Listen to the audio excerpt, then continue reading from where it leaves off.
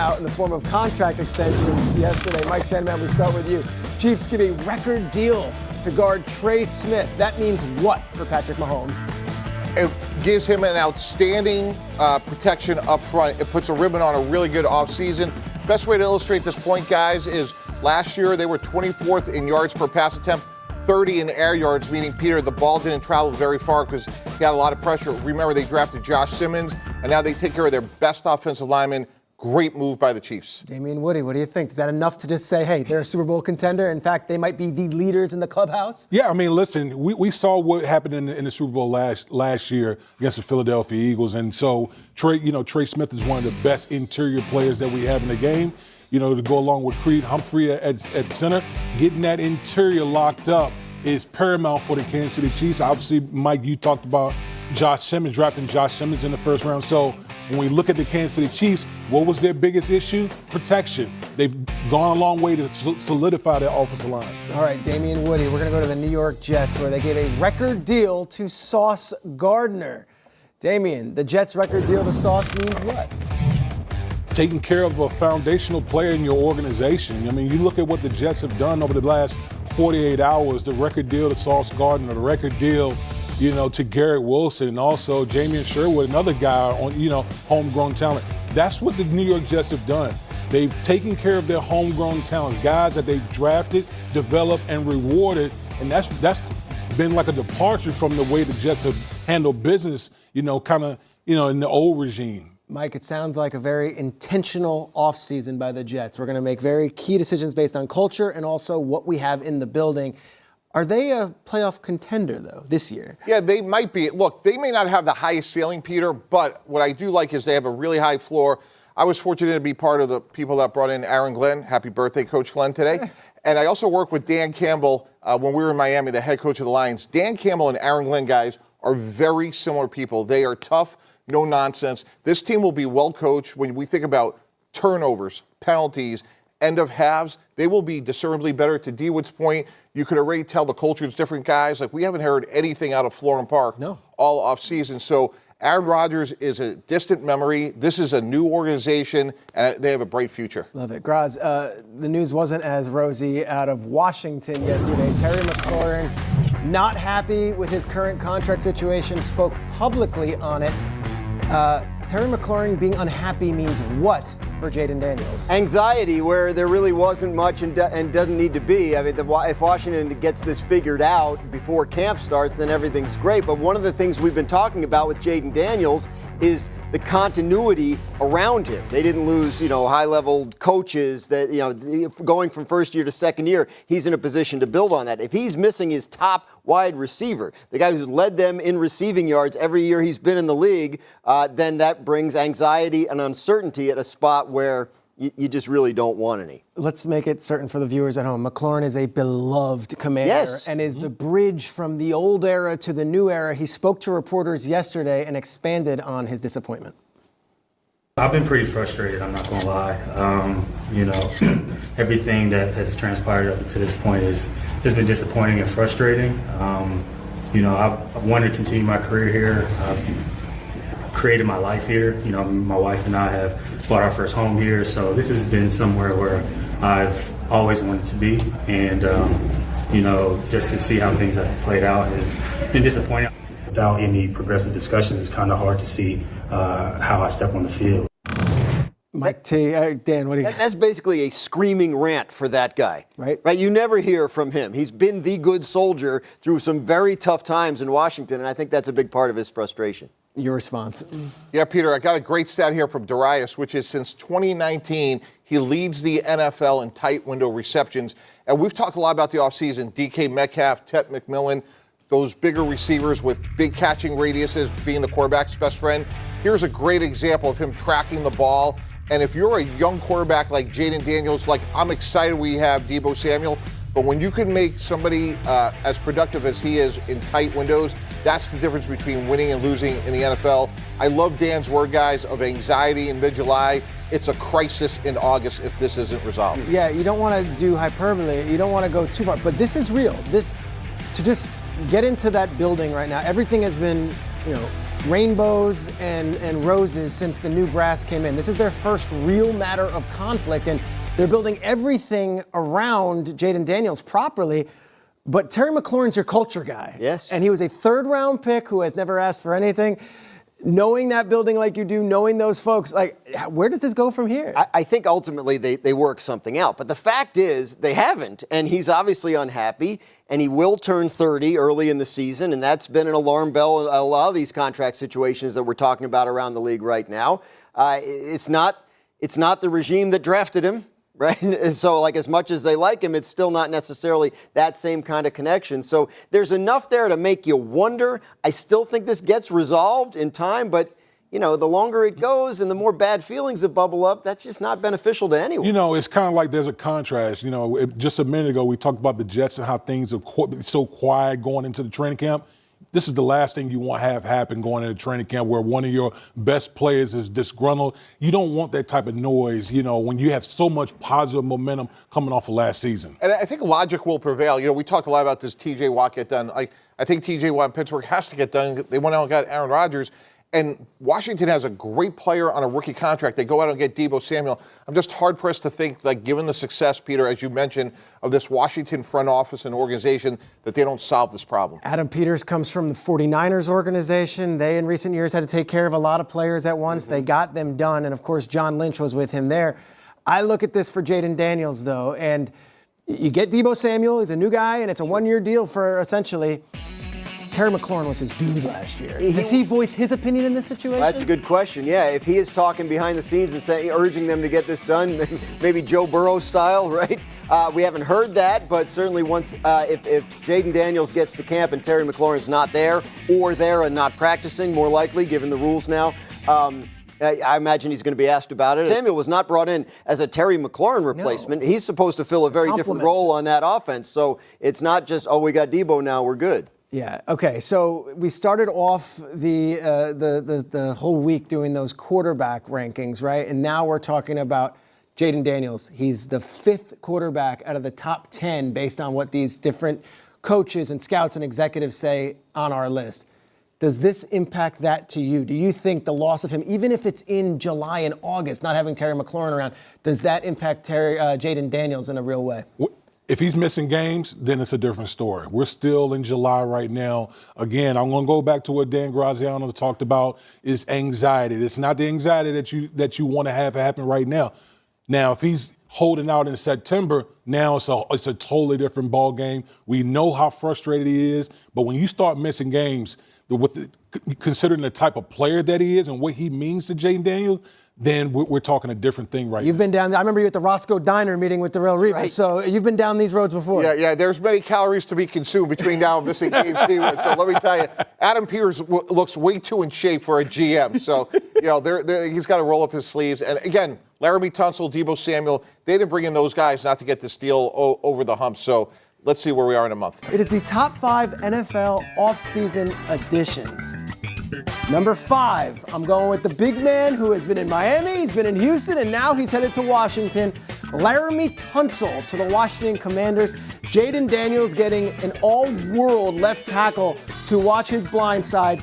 In a trade that they made with the Houston Texans, Jaden Daniels, second-year quarterback, gets one of the best left tackles in the sport this offseason. Number 4, we go to Pittsburgh, where the Steelers uncharacteristically went out, traded a second-round pick for a wide receiver, and then signed him to a $30 million deal. That is DK Metcalf. DK Metcalf, one of the biggest wide receivers in the game, one of the most productive over the last decade. DK Metcalf going to Pittsburgh, where he will be Aaron Rodgers' #1 target. A major swing, an all-in move by Pittsburgh. And so was the one made by the Rams. Number 3, Davante Adams, going to Los Angeles, where he'll play in that Sean McVay offense and will join Matthew Stafford. One of the highest football IQ wide receivers you will see. Also one of the most productive. Davante Adams, is he an upgrade from Cooper Kupp, who has been so good, who was discarded by the Rams this offseason so that they could have Adams instead? Number 2, how about Sam Darnold to the Seahawks? Sam Darnold to the Seahawks. The Seahawks looking at their team, just missed the playoffs. They were right there. They say, we are going to go from Geno Smith and we're going to go with Sam Darnold instead. The Darnold addition was a bold one. He's a guy who had a great year last year, but has been up and down over the course of his career, going from Geno to Sam Darnold and spending a lot of money to do it. Who is the number one most impactful addition in the entire NFL this offseason? Aaron Rodgers. Aaron Rodgers going from the Jets to the Steelers. The Steelers waited all offseason.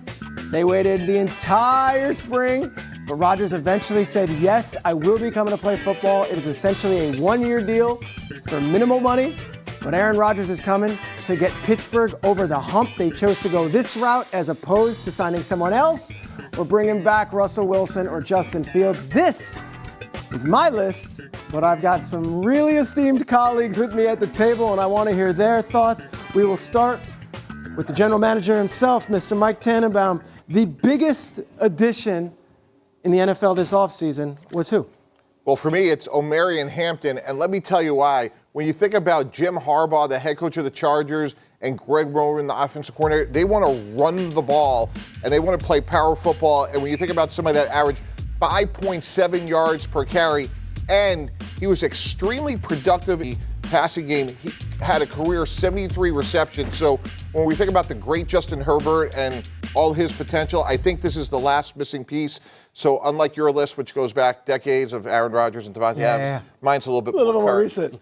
Graz, what about you? I actually went with Devontae Adams. Okay. I think Devontae Adams in that Rams offense with that quarterback, a veteran receiver who can kind of, as you mentioned, has the high football IQ and kind of see the game in the same way. It reminds me of when they brought Odell Beckham in the middle of their Super Bowl season. I had nothing against Cooper Kupp. They couldn't trust him to stay reliably healthy. Adams been healthier the last couple years, a veteran receiver. I think this is a major addition to the Rams that could help keep them on top in their division. Damian Woody, the biggest addition by any team this offseason was who?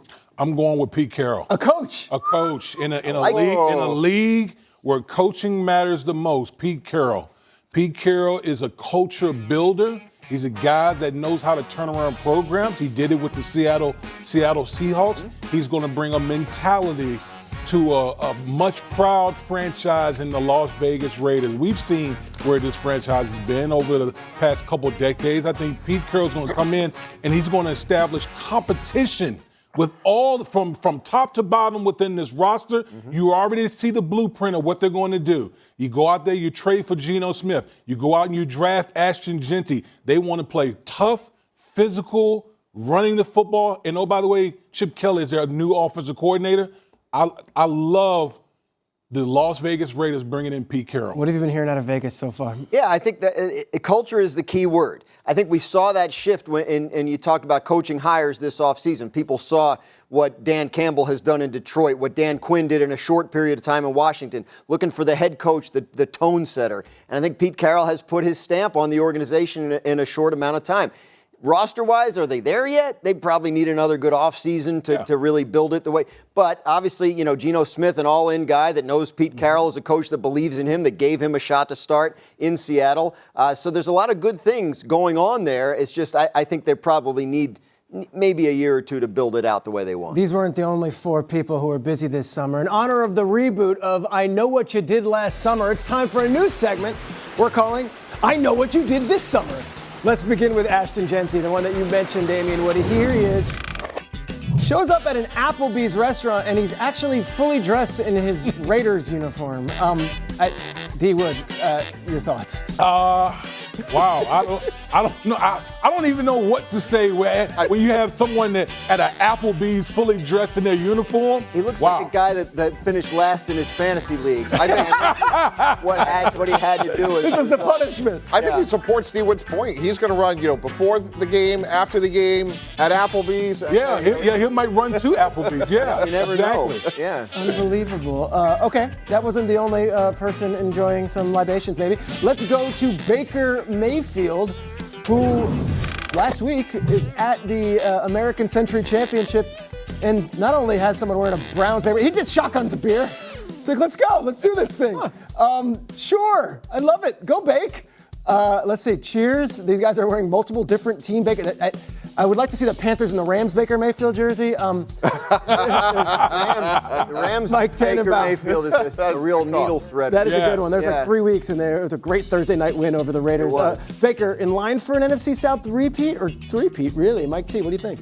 Mortal lock, Peter. Since 2023, Darius gave me this great stat. He has led the NFL in passing touchdowns and passing yards. He's been under the radar, extremely productive. They added Emeka Egbuka from Ohio State, Chris Godwin, Mike Evans. If Todd Bowles gets this defense even to the middle of the road, some of those other teams are in transition. I love this team a little bit under the radar. Rams Baker Mayfield jersey is a classic one you would see at a game, right? You Like, really got to hit the right. Like there weren't very many of them made. a real moment in time. Yeah. Last one here. Josh Allen, we know what you did too. Josh Allen got married to actress and singer Haley Steinfeld over the summer. Graz, what is your thoughts on, will he get another ring this year? I'm going to say yes. I think this is a Buffalo Bills organization that has decided to stay the course. Their big offseason activity was, let's re-sign our core players. We feel like if we keep doing it the way we're doing it, one of these years, it's going to break our way in the playoffs against the Chiefs, and I kind of buy in. I think they have done everything right. I think Josh Allen's the kind of quarterback that eventually gets his championship, so why not? They're set up, man. The schedule, we've talked about it. They only leave the Eastern time zone once in the regular season. Like, they really should be in line to probably lock down that 1 seed. And maybe this is the year they cash in. I want to ask your thoughts on the Bills, but first, Haley Steinfeld, are you a fan of her work? I don't, bro, I have no idea. I mean, like, I'm not even gonna sit here and lie to you. I don't, like, I'm sure she's lovely, you know, but I have no idea. All right, now, as for the Bills, your thoughts? No, I agree with Graz. I mean, think about it. I think if you look at the schedule, like Graz talked about, they travel the least out of any team in the National Football League. They play in the AFC East. They should dominate that division, and they're going to have a great opportunity to get the number 1 seed. So if you got the number 1 seed in Buffalo, which is a great environment, Great home field advantage. yeah, I mean, why not the Buffalo Bills? I just want to make this other point. He was sacked 14 times. Caleb Williams was sacked 68 times. When you go to the stadium every week and you don't beat yourself, that is such a massive advantage. So to Graz's point, Peter, like, it hasn't been sexy, but it's been effective and productive. I believe they were the only team in NFL history to throw and run for 30 touchdowns in a season. They did that last year. That's balance.